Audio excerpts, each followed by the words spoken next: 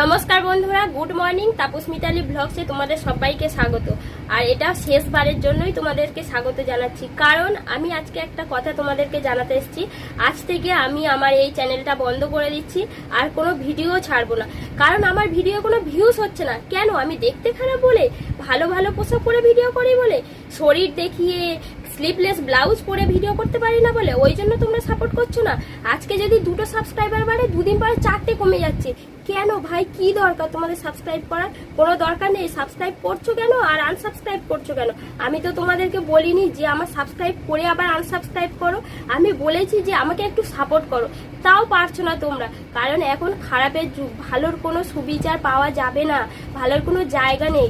না হলে আজকে আমাদের এই যে ডাক্তার দিদি মারা গেছে, এর সুবিচার আমরা এতদিনে পেয়েই যেতাম। এখনো কোনো সুবিচার পাচ্ছি না, জানি না কবে পাবো। কারণ এটা খারাপের যুগ, এটা ভালোর যুগ নয়।